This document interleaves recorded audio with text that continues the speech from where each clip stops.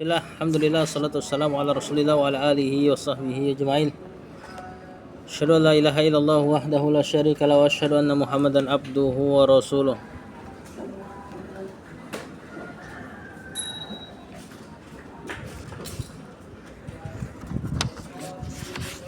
Masuk ke poin kelima, ke-6.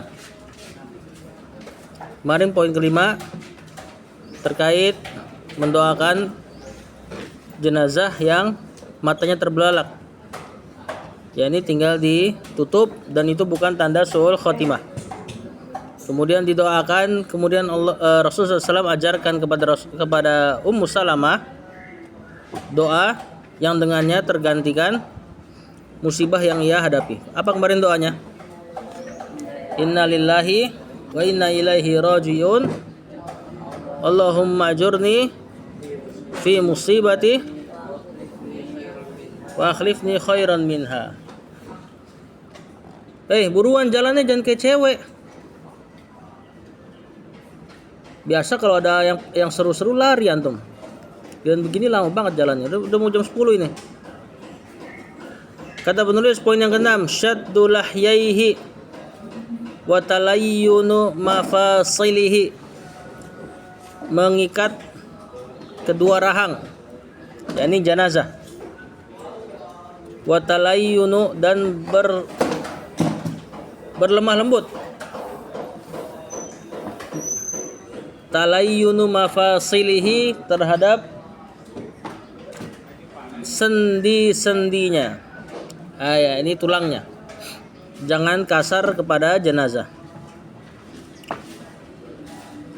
Poin ke-6 ini beliau bawakan riwayat dari Abu Daud dengan sanad yang hasan an Aisyah, dari Aisyah. Anna Rasulullah SAW qala, bahwasanya Rasulullah SAW bersabda, kasru azmil mayyiti, mematahkan tulangnya mayit, kakasrihi hayyan, seperti mematahkan tulangnya mayit dalam keadaan hidup.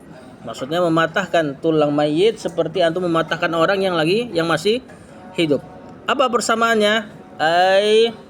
Fil ismi, dalam dosanya. Tentu orang yang setelah wafat antum patahkan, dia ruhnya nggak akan ngerasa apa-apa ya. Ya, nggak misalnya mayit antum patahkan kemudian ruhnya patah juga, enggak.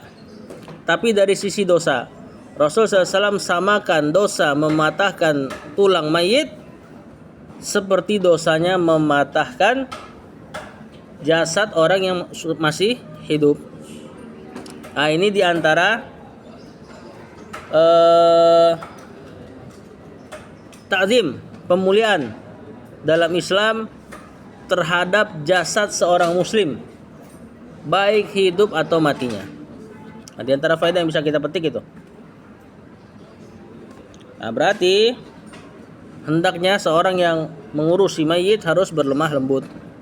Ya, karena seorang muslim itu baik wafat atau hidupnya dimuliakan jasadnya. Enggak boleh sembarangan.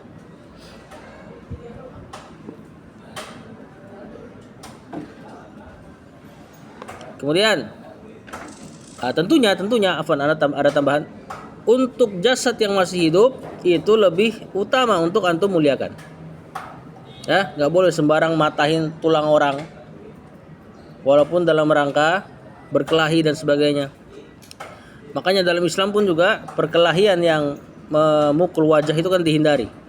Kalau antum bisa kalahkan musuh dengan cara tanpa melukainya, gimana cara tanpa melukainya?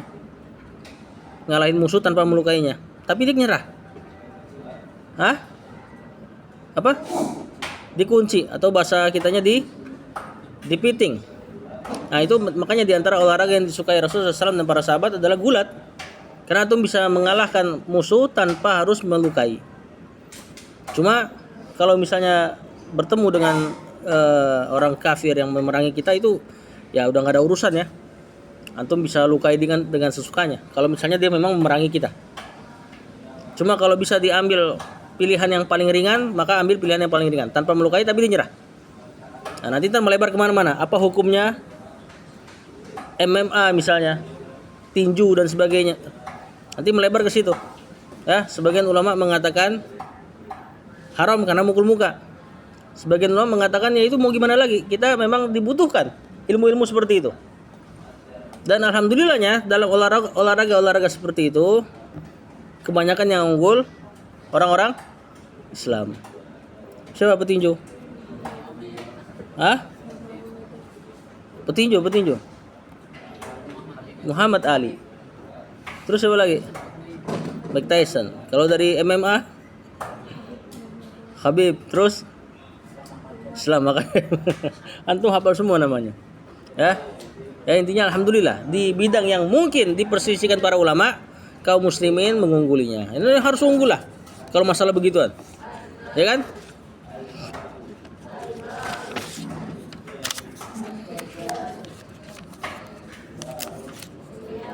As-sabi yang ketujuh, poin ketujuh. Tadi di hadis itu nggak ada kaitannya sama pengikatan rahang ya. Cuma memang rahangnya diikat supaya nggak terbuka terus. Yang ketujuh, taujihuhu ilal kiblati, menghadapkan mayit ke kiblat. Rawa Abu Daud an Abi Hurairah radhiyallahu anhu, dari Abu Hurairah diriwayatkan oleh Imam Abu Daud, anna Rasulullah sallallahu alaihi wasallam qala, Rasulullah SAW bersabda, al-baitil haram. Ini majrur kenapa ya? Intinya Ka'bah ya. Ka'bah itu qiblatukum, adalah kiblat kalian, ahyaan, dalam keadaan kalian hidup, wa amwatan, dan dalam keadaan kalian mati. Jadi Ka'bah adalah kiblat antum hidup maupun mati. Nah, tinggal antum cek nanti di pengkuburan kaum muslimin bagaimana posisinya. Yang dimaksud menghadap kiblat itu apakah kepalanya ataukah berbaringnya? Ya, anak lupa, nggak bisa pastikan anak di sini. Kemudian yang ke-8, poin ke-8, tajriduhu min siyabihi, membuka atau mengosongkan, maksudnya melepaskan, min siyabihi, dari pakaiannya, yakni ditelanjangi. Kemudian nanti dikafani ya.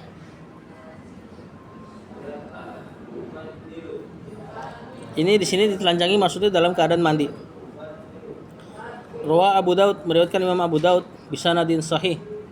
Itu belajar apa? Kelas 2. Oh, kelas 2. An Aisyah, dari Aisyah, annaha qalat, bahwasanya Aisyah berkata, atau bisa duduk dekat dikit biar anak enggak usah teriak-teriak. Enggak apa-apa, enggak harus muter ya.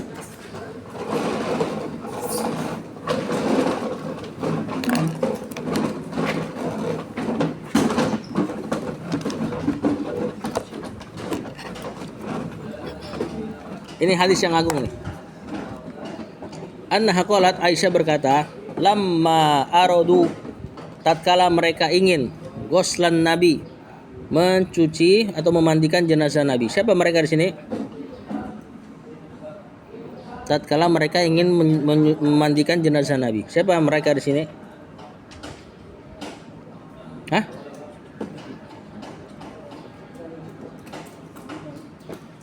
Intinya para sahabat, terlebih pada kerabat-kerabat Rasulullah SAW. Qalu, mereka berkata, wallahi, demi Allah. Ini ketika mau mandiin jenazah Nabi SAW ketika wafat. Apa perkataan para sahabat? Mana dari, kami enggak tahu. Anujarridu Rasulullah SAW min siyabihi, apakah kita telanjangin beliau? Kama nujarridu mautana, sebagaimana kita telanjangin mautana, orang-orang mati di antara kami, yakni kaum muslimin yang lain. Am nagsiluhu wa alaihi siyabuhu, ataukah kami mandikan dia, Rasulullah SAW, wa alaihi siyabuhu, dalam keadaan beliau memakai baju. Jadi Rasulullah SAW ketika wafat, para sahabat bingung gimana cara mandinya, dibuka bajunya atau enggak. Apa pertimbangannya? Kalau dibuka kenapa? Ya kelihatan. Terus kenapa kalau kelihatan? Hah? Kenapa kok kelihatan? Ya mungkin disegani. Beliau Rasul, Nabi. Hal yang gak pantas kalau dilihat. Paham kan? Nah, makanya para sahabat bingung nih. Kita buka apa enggak? Sebagaimana kita membuka baju orang-orang muslim lainnya. Kemudian falam makhtalafu, tatkala mereka berselisih. Jadi debat dulu, sempat debat. Ada yang bilang buka, ada yang bilang enggak. alqallahu alaihim an-nauma. Tiba-tiba Allah melemparkan kepada mereka tidur. Maksudnya apa? Dibikin ngantuk dan memang tertidur. Ya, hatta ma minhum rajulun, sampai-sampai tidak ada seorang pun di antara mereka illa wazaqnuhu fi sadri, kecuali dagunya nempel di dadanya. Apa maksudnya? Hah? Gitu ya. Tapi berarti tidurnya dalam keadaan duduk. Ya, jadi ketika mereka berselisih pendapat, Allah lemparkan mereka ngantuk, tiba-tiba tidur. Summa kallamahum mukallimun, kemudian tiba-tiba ada seseorang yang berbicara kepada mereka. Mukallimun isim fa'il dari kallama. Kemudian ada pembicara yang berbicara kepada mereka. Min nahiyatil bait, dari pinggir rumah, dari sisi rumah. Oh, udah merinding nih. La yadruna man huwa, tapi enggak tahu siapa dia. Ya, apa yang diucapkan? An aksilun nabiyya wa alaihi siyabu. Tiba-tiba ada suara, mandikan nabi dalam keadaan bajunya tetap dipakai. Faqamu ila Rasulillah SAW. Akhirnya para sahabat bangun dengar suara seperti itu. Nah, ini tentu wahyu ya. Allah ilhamkan kepada para sahabat. Nah, dan mereka nggak mikir yang macam-macam. Mereka mikir ini urusan nabinya, ya. Kalau kita mungkin udah mikir macam-macam tuh. Siapa tuh yang ngomong? Ya kan? Mereka pun segera menuju Nabi SAW. Faghosaluhu. Kemudian beliau pun memandikan Nabi SAW wa alaihi qamisu, dengan keadaan memakai baju. Yasubbunal ma, beliau para sahabat menuangkan air. Fauqal qamisi, di atas baju. Wa yudallikunahu bil qamisi, dan memijit-mijitkannya bil qamisi, dari luar baju. Duna aidihim, dengan tangan-tangan mereka. Wa kanat Aisyah taqul, dan Aisyah berkata, lau istaqbaltu min amri mastadbartu ma ghasalahu illa nisa'uhu. Ucapan ini maknanya adalah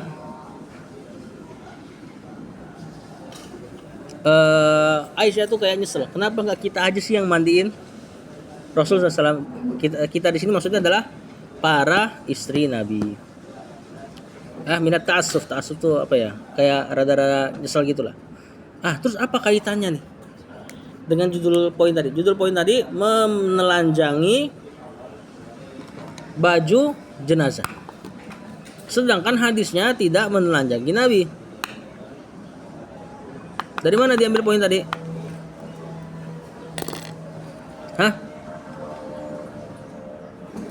Kok kayak nggak nyambung? Nyambung nggak? Enggak. Nyambung apa enggak nih? Nyambung nggak? Poinnya tadi, adab ketika menghadapi orang yang sekarat dan terlebih sudah wafat begini adalah ditelanjangin pas mau mandi, pas mau dimandikan. Di sini hadisnya yang dibawain adalah perselisihan sahabat, lepas apa enggak. Kemudian diilhamkan oleh Allah melalui para malaikatnya, jangan dilepas. Apa kaitannya? Apa salah judul? Salah bawain hadis nih, Syekh? Bisa lah dipahami nih.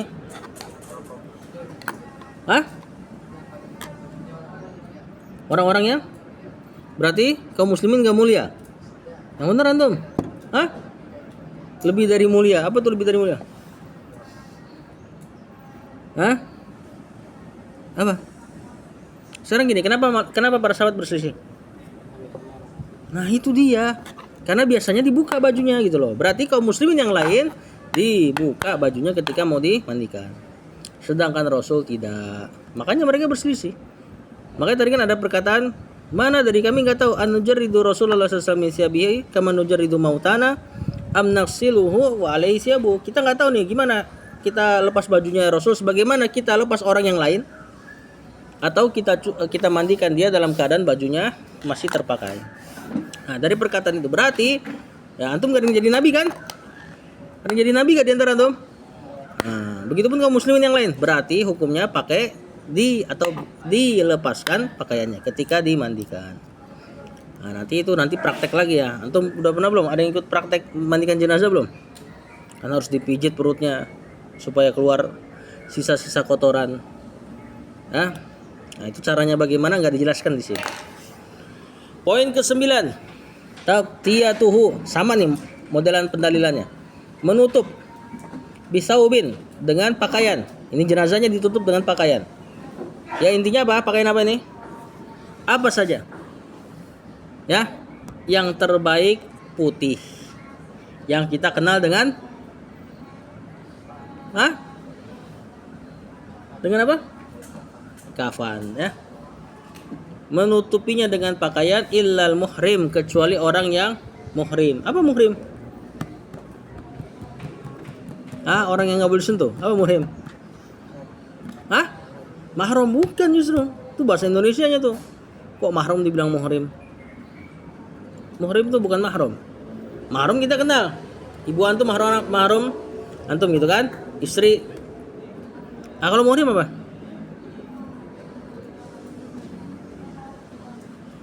Waduh, kacau nih kalau nggak tahu arti muhrim.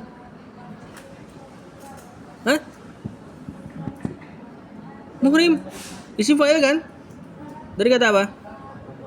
Ahrama. Apa arti ahrama? Lihat masdarnya.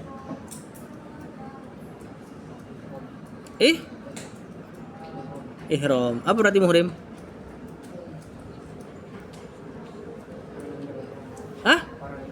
Orang yang berihram.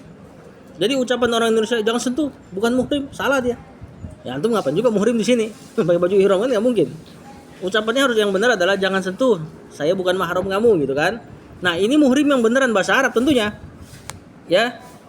Adab mengatasi jenazah adalah dengan menutupnya dengan pakaian yang kita kenal dengan kafan illa muhrim, kecuali orang yang berihram.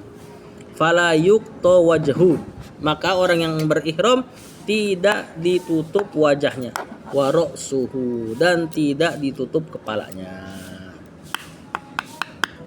Nah, kalau antum lihat ada sholat jenazah di Saudi, biasa TV Saudi itu, karena kalau ada sholat jenazah kadang-kadang suka terliput tuh.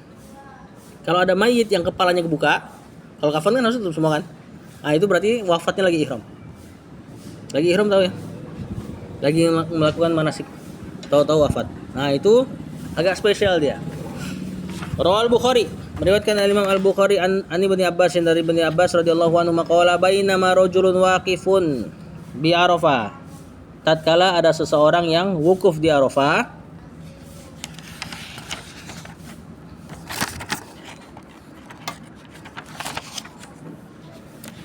tiba-tiba waqa'a an rahilatihi, tiba-tiba dia terjatuh dari kendaraannya. Kemungkinan onta. Fawaqasathu, maka waqasathu di sini aqala fa'awqasathu. Intinya beliau terjatuh lalu wafat dari kendaraannya. Jadi kata perawi hadis ini, tatkala Rasulullah SAW dengan para sahabat lagi wukuf di Arafah, tiba-tiba ada yang jatuh dari kendaraannya lalu wafat. Qala Nabi SAW, Nabi SAW berkata, iksilu, mandiin dia.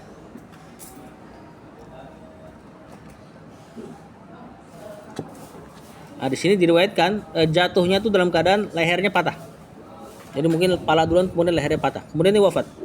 Kata Rasul, iksilu, mandiin dia bima'in wasidrin, dengan air dan sidr. Apa sidr? Daun bidara. Wa kaffinuhu fi saubaini, dan kafani dia dengan saubain.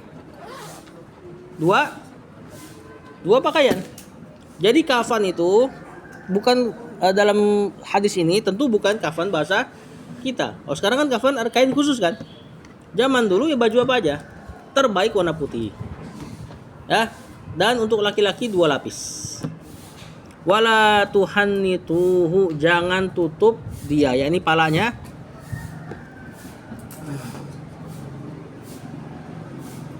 Afan. Wala tuhannituhu, jangan tajalu fi syai'in min ghuslihi aw kafanihi hunutan wa ahlatun minat. Jangan diwangi-wangiin. Wala tukhammiru ra'sahu, jangan dikhimarkan palanya. Apa khimar? Intinya jangan ditutup palanya. fa innahu yub'atsu yaumal qiyamati mulabbiyan, karena dia akan dibangkitkan pada hari akhir mulabbiyan. Mana mulabbiyan?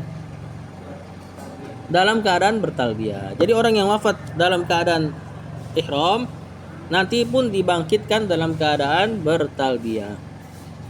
Ya. Nah, terus gimana kalau perempuan?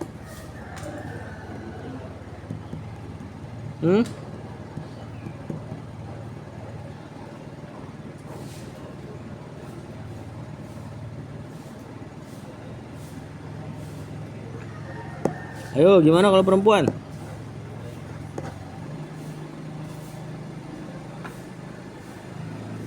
Jadi tetap dimandikan ya. Hei, gimana? Jawab. Ditutup. Berarti nggak masuk hadis ini ke mereka perempuan.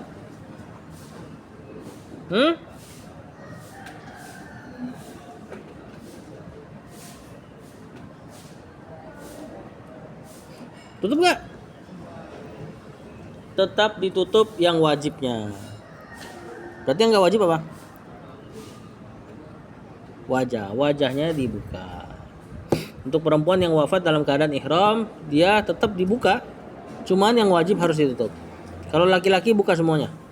Ya, ini palanya, rambut kelihatan nggak apa-apa. Kalau perempuan nggak, hanya wajahnya. Ini di kitab yang lain ya. Nggak dibahas di kitab ini. Yang ke-10. Ada faedah lagi. Tadi air dicampur dengan daun bidara. Mandiin mayit itu diantara toharoh gak? Berarti membersihkan kan? Berarti airnya suci apa suci lagi mensucikan?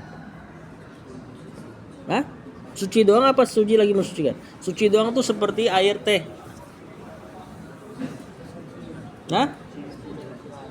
Udah kecampur bidara loh. Ya teh emang najis? Iya, sekarang bedanya sama teh apa? Kenapa? Apa perbedaan antara teh sama bidara? Ada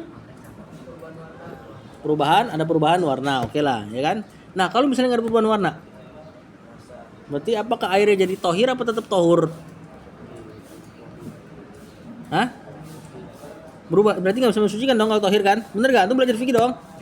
Tohir suci nggak bisa mensucikan, seperti air teh, air kopi, nggak bisa dia. Tapi nggak najis, tapi nggak bisa wudu. Semutin antum wudu pakai teh. Nah sekarang bidara kenapa bisa? Nggak berubah sifat airnya. Kalau seandainya teh nanti atau apa ya? Yakin antum nggak berubah sifat air bidara? Ada baunya nggak bidara? Beneran ada? Siapa yang udah pernah diruqyah pakai bidara? Sini soalnya saya kasih syarat al-ma'u air idza khalatahu tahirun, kalau benda suci mencampurinya fa innahu yabqa tahiron, dan maka dia masih tetap suci, wa bizatihi pada zatnya mutahhiron li ghairi, dan mensucikan yang lain. Syekh berarti ambil pendapat yang agak ringan masalah air. Kalau antum belajar fikih Syafi'i kan agak berat air. Ya kan? Ketetesan najis jadi air najis kalau di bawah 2 kullah. Kalau antum belajar di mazhab yang lain enggak. Air enggak ada istilah di bawah atau di luar 2 kullah selagi masih pada warna, rasa dan bau yang sama.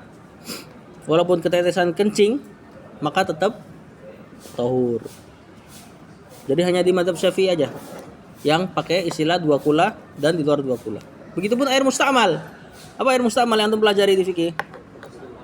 Air yang bekas dipakai, bisa dipakai lagi enggak? Enggak kan? Gimana dengan wudunya Nabi?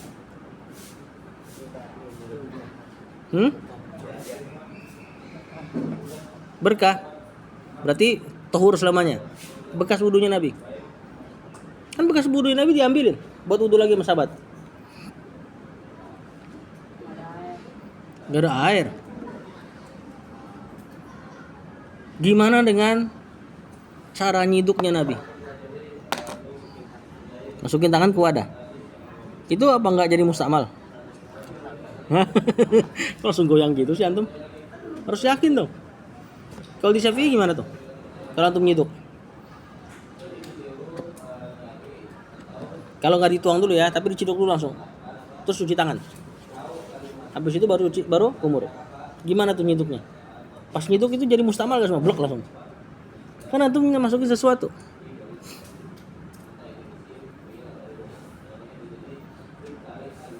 Hah? Nanti antum nyiduknya niatnya hanya menyiduk, bukan mengangkat hadas. Dalam mazhab Syafi'i. Kalau dalam mazhab yang lain justru itu dalil bahwasanya tidak ada air mustamal. Paham nggak?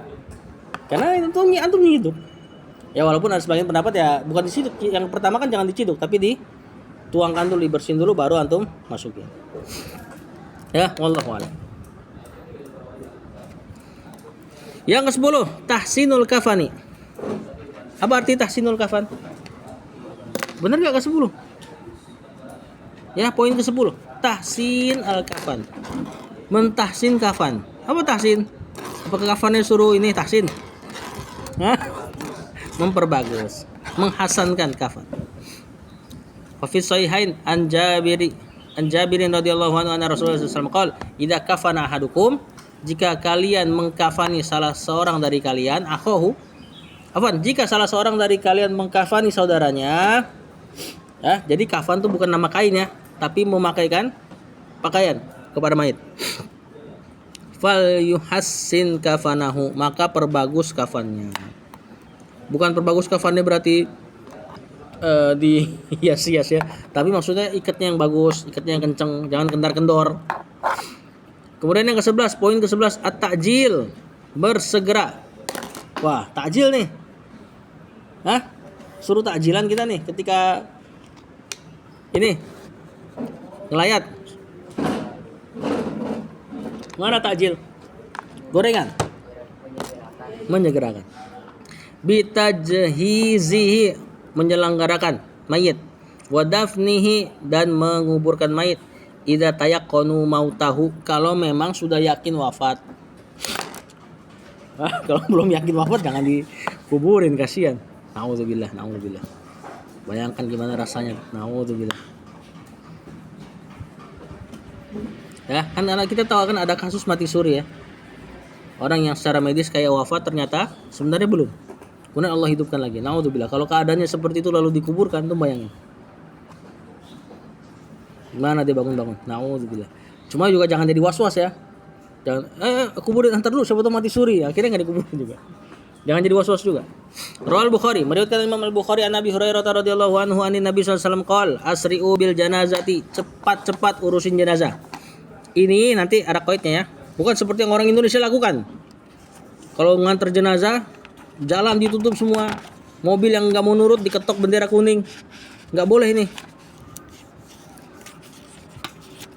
Apa sebabnya kita suruh mempercepat penguburan atau penyelenggaraan jenazah? Kata Rasul SAW, fa in taku solihatan fa khairun tuqaddimunaha. Karena kalau jenazahnya soleh, maksudnya sebelumnya dia orang yang soleh, fa khairun tuqaddimunaha, maka itu adalah kebaikan yang kalian segerakan. Ini kan orang baik nih, dia pengen segera ke barzakh. Paham nggak? Ketika orang wafat, ketika dicabut rohnya, dia tuh udah ngerasain, udah punya feeling. Kan kalau orang wafat kan cabut rohnya gampang, kemudian diangkat ke surga, diwangiin dengan minyak wangi dari surga, kemudian diantar ke langit ketujuh, kemudian diturunkan lagi. Dia udah ngerasa bakal dapat nikmat. Makanya dia juga pengen buru-buru dikubur. Ya. Makanya ketika ada jenazah yang baik, maka ketika antum segerakan penyelenggaraannya, maka itu adalah khairun tuqaddimunaha. Itu adalah kebaikan yang kalian segerain biar dia senang. Terus gimana kalau buruk? Wa in yakusi wa dzalik, kalau dia tidak seperti itu, maksudnya enggak soleh. Apa kita perlambat aja biar dia enggak cepet-cepet ke barzakh? Kata Rasul, tetap cepet-cepetin. Apa alasannya? Fasyarrun tad'unahu an riqabikum. Maka itu adalah keburukan yang segera kalian singkirkan dari pundak-pundak kalian. Jadi sebenarnya opsinya sama. Jenazah mau baik atau buruk, antum segera selenggarakan, segera dikuburkan. Alasannya apa? Karena kalau dia baik itu jadi kebaikan buat dia. Dia buru-buru pengen masuk barzakh. Adapun kalau buruk, maka supaya antum tersingkirkan dari keburukannya. Paham nggak? Berarti sama aja kita kayak menyegerakan dia kena siksa kubur. Cuma itu alasannya. Perhatikan di sini Rasulullah SAW. Fa in taku solihatan, kalau dia baik, fa khairun tuqaddimuha, maka itu kebaikan. Wa in yaku siwa dzalik, tapi kalau tidak seperti itu. Beliau nggak pakai kata ghairu solih. Benar nggak?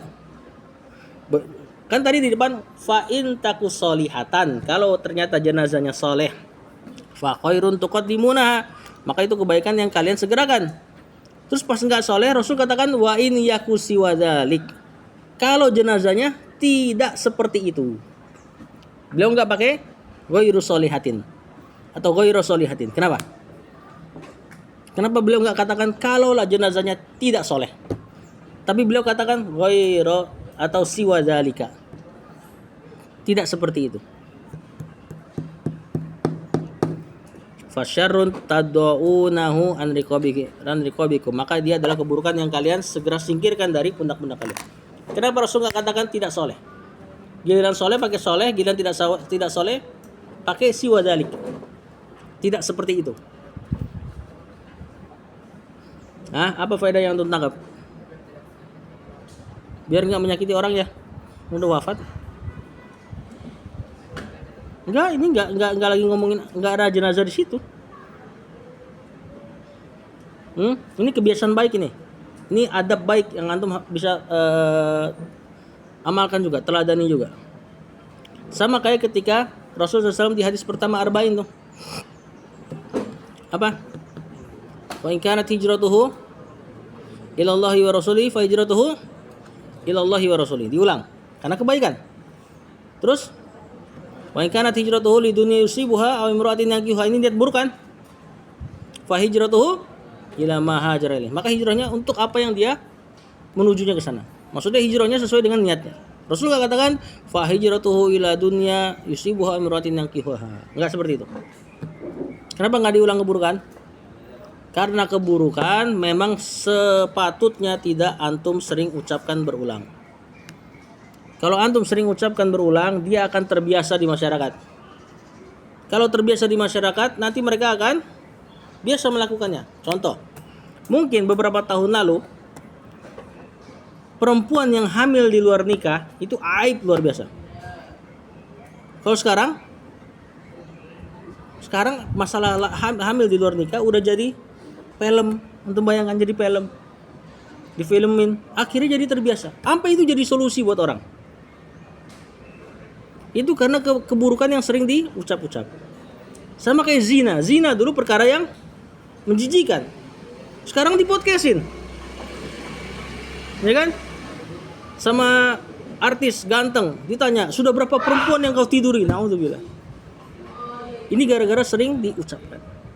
Maka sebisa mungkin perkara-perkara buruk antum enggak sering ucapkan. Kalau bisa dipakai sinonim, pakai sinonim. Seperti adabnya Rasulullah SAW ini. Kemudian rawat Tirmidzi wa hasanahu an Ali bin Abi Thalib anna Nabi sallallahu alaihi wasallam, ini hadis yang lain di poin yang sama. Ya Ali, wahai Ali, salasun, 3 perkara. La tuakhirha, jangan kau akhirkan. As-salatu idza anat, salat jika telah masuk waktunya. Yang pertama tidak boleh diakhirkan.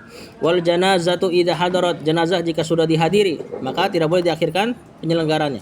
Wal ayyimu, dan janda idza wajadta laha kuf'an, jika kau dapati dia sekufu, jangan akhirkan. Kamu jangan akhirkan di situ. Janda kalau kau dapati dia sekufu, setara, maksudnya ekonominya sama, pendidikannya sama, ini sekufu dalam pernikahan.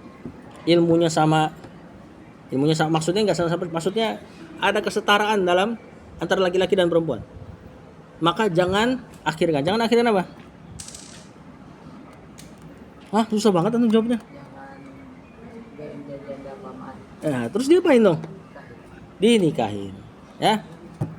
Janda ini kasihan. Apalagi kalau cerai KDRT dan sebagainya. Akhirnya harus kerja. Perempuan kalau udah kerja tuh udah rawan sama dilecehkan dari lisan, apalagi pelecehan dari fisik dari bosnya, naudzubillah. Ya, maka segera dinikahi kalau sekufu. Apa makna sekufu? Yakni kalau misalnya dia perempuan kaya, sebisa mungkin yang datang juga laki-laki kaya. Boleh gak tapi sama laki-laki miskin? Ya boleh, alhamdulillah gak? Cuman khawatir orang-orang kaya kan makannya beda sama kita, ya kan? Antum bisa nyari duit cuma buat makan tahu tempe, dia makannya lain, ya nasi aja nggak, kentang misalnya. Nah nanti akan merepotkan antum setelahnya. Begitupun pendidikan agama, kalau dia pendidikannya tinggi, ya, hafal hadis ini dan sebagainya, antumnya kayak begini misalnya, ya khawatir akan direndahkan dan seterusnya. Terus tapi bagaimana menyelenggarakan jenazah yang cepat, yakni yang tidak mengganggu hak orang. Adapun yang antum dapati di Indonesia, bersegeranya tuh sampai nutup-nutup jalan. Tadi ana bilang kalau ada yang nggak mau dipinggirin, itu mobil-mobil diketok pakai bendera kuning. Siapa yang udah pernah ikut kayak gitu? Kayaknya sih belum ada kalau seumuran antum. Umer ya? Hah? Udah pernah resta? Hah? Antum dari mobil? Hah? Tapi pernah ngeliat gak? Lampu merah di stopin. Perlu gak lampu merah di stopin? Hah? Gak perlu. Yang perlu di stopin tuh lampu merah siapa? Yang paling berhak ngestop lampu merah. Hah? Siapa? Apaan? Susah banget jawabnya sih. Antum mau jawab apa kencing? Hah? Siapa yang paling berhak nyetopin lampu merah? Polisi. Kenapa polisi? Kenapa bisa polisi jawaban antum? Hah? Justru dia nggak ngatur jalan kok kayak gitu nanti. Hah? Presiden lagi. Hah? Siapa yang paling berhak ngambil hak orang? Kalau dalam keadaan kayak gitu, hah? Ambulan mayat juga naik ambulan? Ambulan yang mana? Ta'in, hah? Nah, orang-orang kritis. Ibu melahirkan, nah itu nggak apa-apa. Antum kalau wafat ngapain buru-buru? Takut hidup lagi, kan enggak kan? Ya, dia tetap wafat. Khawatirnya malah kalau antum melakukan sebagaimana dia melakukan orang yang kritis. Dia udah wafat, ya telat-telat dikit nggak apa-apa. Antum berhentiin hak orang. Kira-kira ngoceh gak tuh orang? Ngoceh apa? Khawatir dilaknat nanti. Udah mati nyusahin orang katanya. Ya kan? Damkar boleh gak damkar? Nah kalau kayak gini nggak usah. Apalagi sampai ngerusak fasilitas umum. Yang uniknya lagi tuh, yang tukang ngetok-ngetok mobil kayak gitu, dia nggak sholat jenazah dia. Jangankan sholat jenazah, sholat juga enggak ntar. Ntar pas udah di kuburan, dia di pinggir aku di kuburan ngerokok, ketawa-ketawa. Nganterin orang mati bukan inget mati, ketawa-ketawa dia. Emang seru aja. Ya. Soalnya pernah kita. Ya, emang yang dorongan dia melakukan itu karena keseruan. Ya, kapan lagi kan bisa nakal di jalanan gitu loh ibarat mereka. Nah, ini jangan ditiru tentunya ya. Maka percepat penyelenggaraan jenazah yang tidak mengambil hak orang. Yang memperlambat gimana? Misalnya ada anak wafat, orang tuanya belum melihat. Dan orang tuanya datang kira-kira 2 hari dari kabarnya. Nah ini kan berarti ditunda 2 hari tuh di kuburnya. Nah ini nggak usah. Ya, bisa pakai video call atau foto dan sebagainya. Oh tapi anaknya orang tuanya nggak ngelihat, nanti sedih dan sebagainya. Daripada ditunda 2 hari, antum bayangin 2 hari tunda. Nah ini yang disebut berlama-lama. Maka disegerakan tapi dengan penyegeraan yang tidak mengambil hak orang lain. Wallahu a'lam. Habis poin dari adab indal muhtadir ini, indal muhtadir. Adab-adab melayat lah ya, atau menghadiri orang yang sekarat. Berarti sampai ke pengkuburan ini. Nah, nanti setelahnya adabul janaiz, adab terhadap jenazah. Berarti nanti khusus buat yang wafatnya. Kalau tadi yang kita bahas adab dari yang sekarat sampai wafat. Wallahu a'lam. Sallallahu ala nabiyina Muhammad wa ala alihi wa sahbihi wasallam. Assalamualaikum warahmatullahi wabarakatuh.